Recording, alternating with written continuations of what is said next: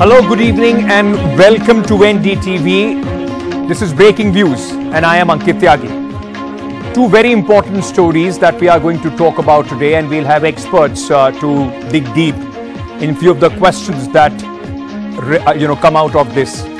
One, of course, would be the US flight crisis, how United States completely seems to have been grounded because of a technical glitch, and if something of similar nature happens in India, are we prepared?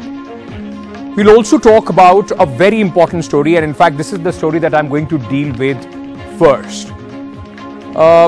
You must have seen yesterday this footage, horrific footage, ladies and gentlemen, of a cop being stabbed and killed in full public view.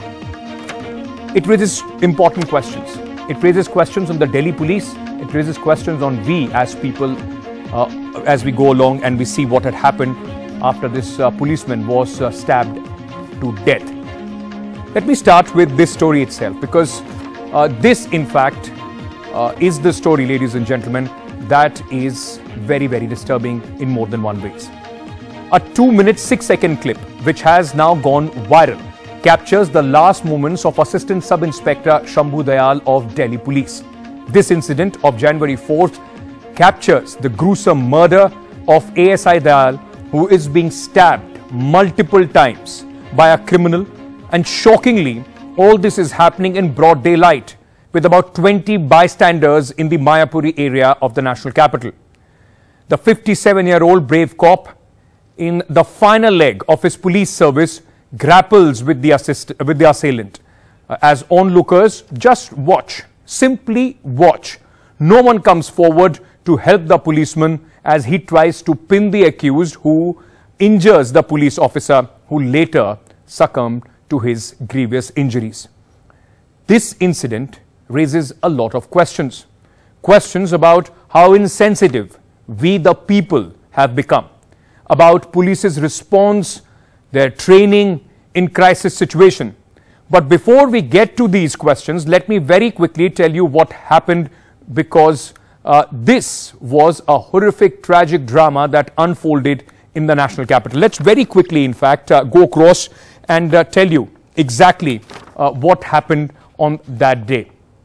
Now, it was on January 4th when this incident took place. A woman complains to the cops that her husband's mobile phone has been stolen. It has been snatched. ASI Shambhu Dayal reaches the spot and identifies the thief, whose name is Anish. As cop escorts the thief to the police station, he catches him and is taking him back to the police station. The thief stabs the cop with a hidden weapon. He had a knife. The thief stabs the cop continuously on his neck, on his chest, on his stomach, more than a dozen times. The cop stabbed, and the people are just watching along. He's fighting. He's still fighting to, grapple and to try and pin this accused down. The cop fights off the thief, who then runs away. And then the drama doesn't end there. It doesn't. The thief then threatens a biker, who abandons his bike and runs away. It is all happening in a filmy style on the streets of the national capital. The thief then enters a building, threatens a laborer, takes him hostage, and after hours, the cops finally corner the thief after, an hour-long drama. Meanwhile, the cop is rushed to the hospital, where he died 4 days later. Now, the ASI, the Assistant Sub-Inspector, he's survived by his wife and 3 children, 2 daughters and a son. While there are many questions, but let me very quickly tell you what has happened so far. In fact, Mr. Shambhu Dayal, he was posted in the Mayapuri police station. The Delhi police now has also, in fact, come out and they have tweeted their condolences. They have also spoken about this incident on January 4th. ASI Shambhu Dayal, posted at the Mayapuri police station, was seriously injured after being attacked with a knife while catching a snatcher. Today, he martyred while undergoing the treatment at the BLK hospital. Heartfelt tributes to him. And of course, they have said, we are proud of the courage and the devotion of the police officer. The Chief Minister of Delhi, Arvind Kejriwal, has also tweeted on this incident. Mr. Kejriwal tweeted and said, while protecting the public, ASI Shambhuji did not even care about his own life. He became a martyr. We are proud of him. There is no value for his life, but in his honor, we will give an honorarium of 1 crore rupees to his family. All that after a policeman lost his life. Could his life been saved in any way? And can lessons be learnt from this incident so that no other cop has to go through the same ordeal? That is why I am asking some very, very important questions this evening, ladies and gentlemen. Why is there no fear as far as criminals are concerned of the khaki of the Delhi police? Snatchers are seen petty criminals, but are they so? Should there be a rethink in how the police deals with them? Why was the public so indifferent? Why is the police image so bad that the public doesn't even want to come and help them? Or was it just fear? Should the protocols of handcuffing be reviewed? In India, you can't handcuff, a criminal. And that has also been a lot of question. The senior police officers are criticizing this entire protocol. And does the police need better training, hand-to-hand combat, regular training to deal with situations or crisis like this? These are the questions that we are raising at this moment. Let me, in fact, introduce our guest who is joining me on this broadcast, Mr. Neeraj Kumar, Super Cop, well-known police officer, former police commissioner of Delhi, is with us. We are also being joined by Mr. Siddharth Luthra. He also, in fact, tweeted and spoke about the indifference and the public apathy that was shown by the people. So let me very quickly start this discussion, ladies and gentlemen, and go across, in fact, at this moment to, in fact, both our guests and try and understand from them as this incident, the serious question that this incident raises. I want to start asking you, in fact, Mr. Neeraj Kumar, thank you so much for joining us on Breaking Views. Sir, I would like to understand from you, what does this incident tell you about the lack of protocols? Many former police officers are coming out and saying it tells a lot of a big story, in fact, about how the entire training infrastructure of police needs to be relooked. Instead of sympathizing with the police officer, now they will start finding fault with him and say that he didn't do this and he didn't do that.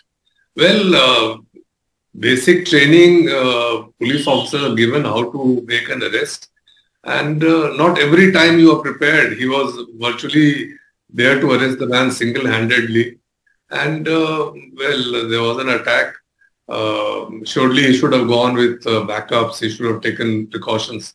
But many a time you land up in situations where you cannot wait for backups. You cannot wait for reinforcements. You have to arrest somebody immediately. Right. Sir, stay on with me. Mr. Luthra, I went through the tweet that you put out, sir. And you, of course, were talking about how the people were so indifferent to what was happening around them. What does this incident, sir, tell you about we as people, we as society? And this is not just an isolated incident. This time it was a cop who was at the receiving end. We have seen on the streets of Delhi how many times people just don't even care. So, that's a social issue which we need to address. And that's an important aspect of civic education which needs to be brought forward, civic concern. We're all denizens of Delhi and we must be concerned about those who are there to protect us. Because if police officers who work 24/7, who work around the clock to keep the city safe, and the fact is that they do, and if we are not going to stand up for them, then there is something wrong with us as a society. Having said that, yes, there is always fear when there is an incident or incidents of violence. So while people are fearful, there's a question that needs to be asked. Are people busy making videos only? There are, of course, some people in the video clip, as you will see, who tried to demonstrate and tried to intervene, and that was very brave and good of them. But by and large, I find that in a lot of these incidents, people are too busy making videos rather than really intervening or calling other police officers or reaching out for people who have some wherewithal to be able to stop an assailant of this nature. Right.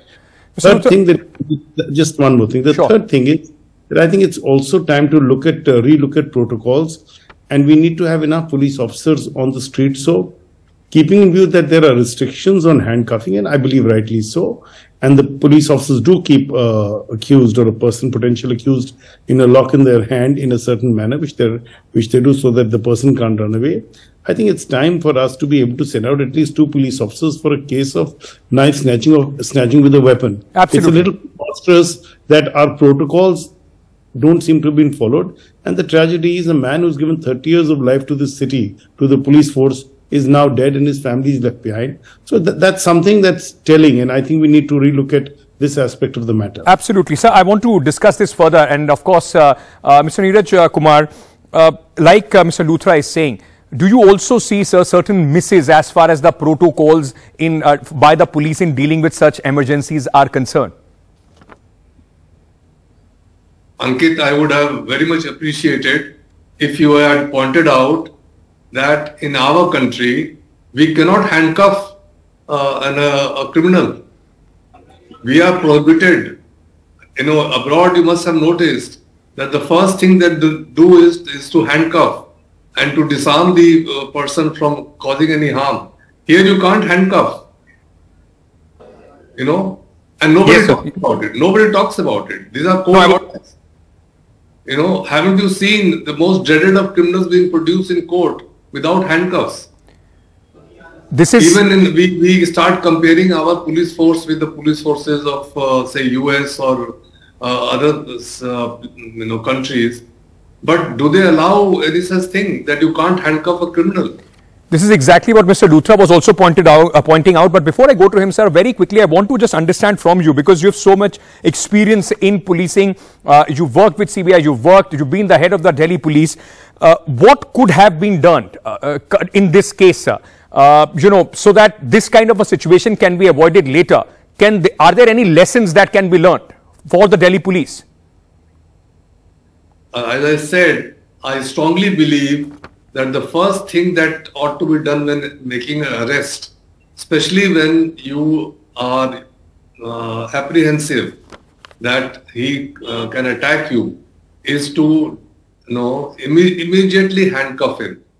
That is the first thing that should be done, right? Secondly, whenever you are going into an area which is dangerous and where you could be attacked, you should, as far as possible, at least have somebody to assist you so that you can,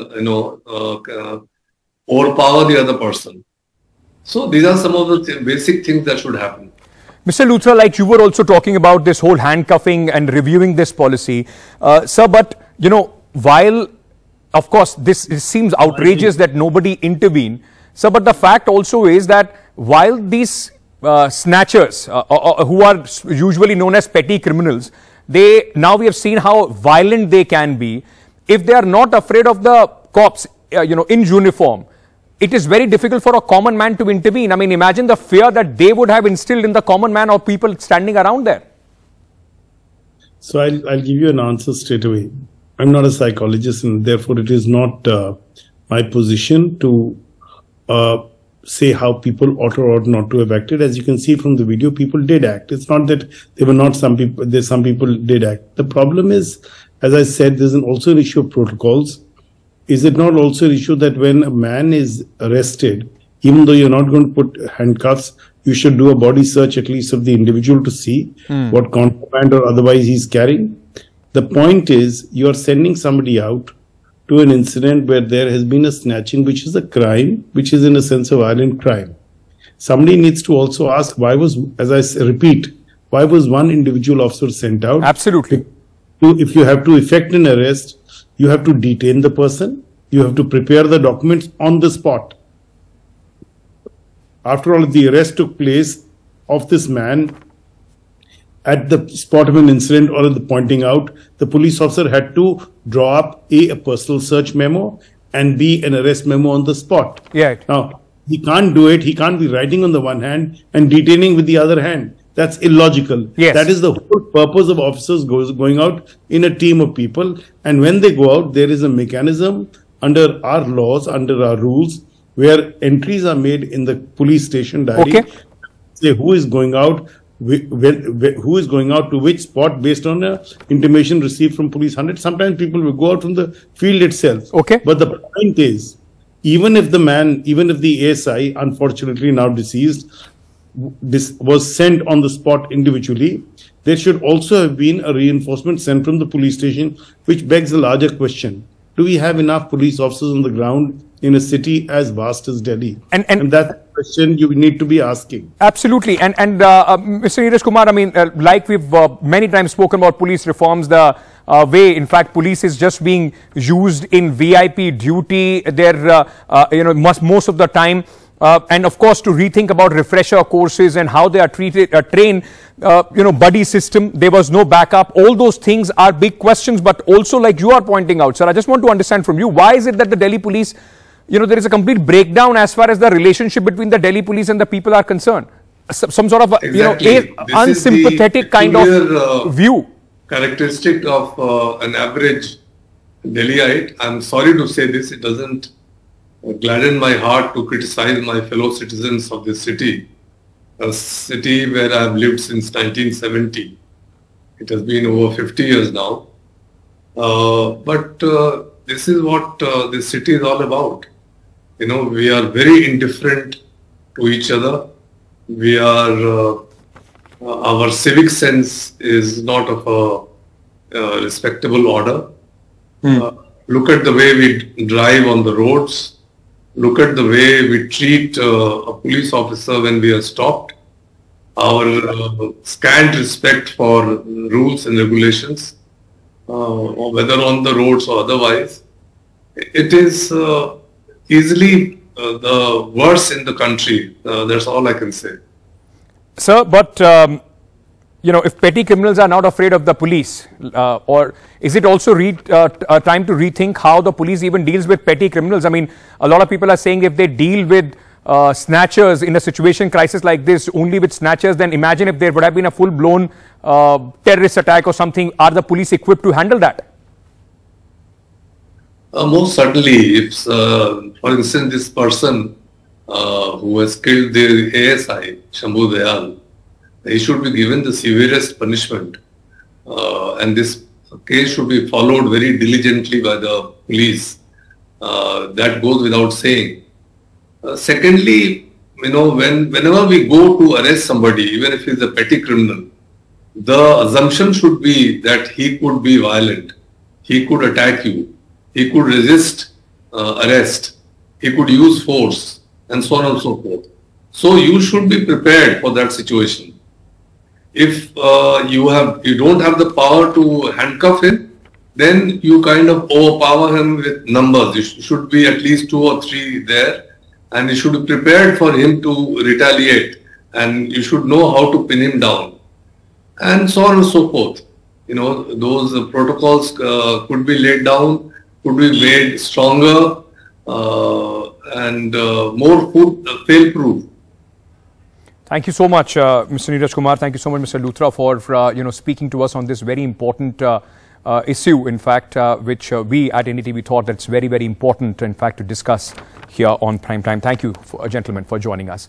All right, now moving on to the second big story that we are tracking at this moment. An unprecedented computer glitch, which in fact grounded all United States flights for several hours today. The system, in fact, was crucial because they alert the pilots to potential hazards on the flight routes. This, in fact, has also led to delay of over 1,200 flights. Now, United Airlines said that it find temporarily delayed and domestic flights would, in fact, it would also issue an update when they will learn more from the FAA, that's the Federal Aviation, in fact, Authority. Now, the FFA said that's NOTAM. What is NOTAM? NOTAM is the Notice to Air Mission system that had failed. Now, these notices are crucial to relay information to pilots, such as the change of weather, volcanic activity, airspace restrictions. It also, in fact, advises pilots over extraordinary situations of airports, including, in fact, icing or malfunctioning of flights or any unprecedented situation. The White House has said that there is, in fact, the White House, in fact, had said that there is no, in fact, evidence of a cyber attack in the FAA system outage, and President Joe Biden has ordered an investigation as far as this case is concerned. Now, important, because there are a number of flights, more than 1,300 flights have been grounded as far as this entire situation is concerned. Let me very quickly just give you a sense of how the United States has been impacted by this situation. 45,000 flights per day take off and land in United States. They, in fact, flights are taking people from one place to another. 2.9 million passengers per day use air services or aircrafts to go from one place to another. Airspace, more than 29 million square miles airspace of United States. At any moment, about 5,000 aircrafts are in the United States skies. So this is the kind of impact, or at least the volume, that just to understand what kind of an impact it would have on the common people in United States. Now, very quickly, let me at this moment to understand more about this and whether this can, if a situation of this nature happens in India, will we be able to deal with it? Captain Amit Singh, founder of Safety Matters Foundation, a safety expert, is joining us at this moment. We also have Parampreet Singh Bakshi, VP, CAPA India, is joining us at this moment. Gentlemen, thank you so much for being with us. I want to start by asking you, in fact, Captain Amit Singh, this entire situation, first of all, tell us how serious it could have been. If there is a glitch like this, what does it mean and how it could have impacted the planes which are already in the skies? See, a NOTAM, as you said, is a notice to airmen. It is an information distributed over telecommunication network across the network, across the country and globally, which informs other operators about any change, any establishment change, unserviceability in aeronautical facility. For example, a navigation aid or a route is not available, runway closed, airport closed, or a new runway available. So any change is reflected in this notice to airmen. And the service which is providing this is they have a NOTAM manager in the US, so which collects all the information from all the airports. They have a central repository and then distributes it across the globe. So any user can download the information. So typically a pilot comes to the briefing room, they download it on their iPads or whatever devices they are using, and then they go through it, whatever is relevant to their route. They mark it out and see if it is affecting their route. Is the route extended or shortened?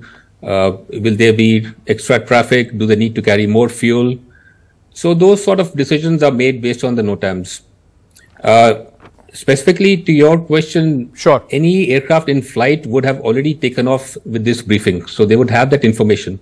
So a flight would not have an issue in landing because ultimately they would be in VHF voice contact with the air traffic controller, and in case there is any change, they would be informed about it. It is only the departing flights which are affected. And as per FAA, there was the system backup available. So from the point this network broke down, till that time all information was available. It was not being updated. So any takeoff or departure after that point would not have information about any changes in the system. So that was the concern. Mr. Bakshi, and as of now, 1 hour back, I think the system has been restored. Yes, I just come to you, sir. But Mr. Bakshi, the United States government has said there hasn't been any cyber attack or a terror cyber attack which resulted this. This was a computer glitch. This was a technical glitch. What explains this kind of a glitch? And when we talk about systems in India, how foolproof are our systems? I mean, if something like of this nature happens in India, how would we be prepared to deal with that? Right. Good evening, Ankit, and thanks for having me on the discussion.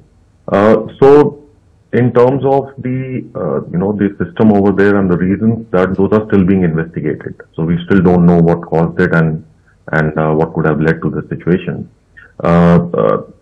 However, there are, as Captain Singh rightly mentioned, one, there's a process to it, and then there are redundancies built into it.